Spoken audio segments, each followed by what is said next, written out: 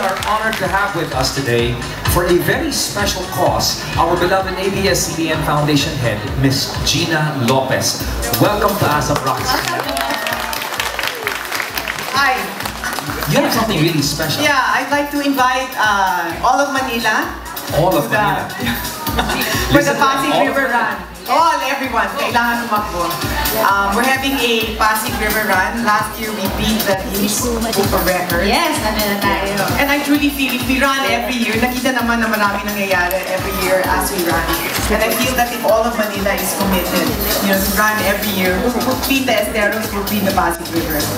And of course, nandiyan ako last year, napakasaya. And this year, merong 3K, 5K at 10K categories na inyong pwedeng pagpiliin. Kaya mag-register na po kayo sa pinakamalapit na mall outlets. Meron tayo sa SM Mega Mall, SM Mall of Asia, SM North. Meron din tayo sa ROX, Glorieta. Or you can type in runforthepassigriver.com. So mag-type na kayo. Registration ends on November 15. Murang-mura lang po yan at donation na po yan sa Pasig River Rehabilitation. Mga kapamilya, it is your chance now to become involved, to help end run. And last year, sobrang successful daw ito. Kaya sana this year, even more of you get to become a part of this vision. Yay!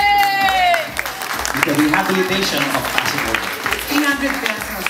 300 pesos. And 150 for the students. Yeah. Pwede nyo lang po yung inyong valid ID. Thank you. Ang mura lang. Yes, thank you po, Ms. Gina Lopez. Thank you so much. I think the success of the run is not more than not just the people running, but the fact that talagang nalilinis yung Estero. Yeah! So I think that's So we get to see what it's all about. Hindi kayo kung saan pupunta yung pera.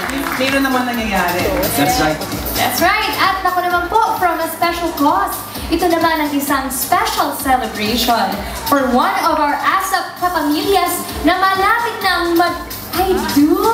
Naku, I'm sure kinigin na naman tayo sa long story na to na naaabot na sa kasalan.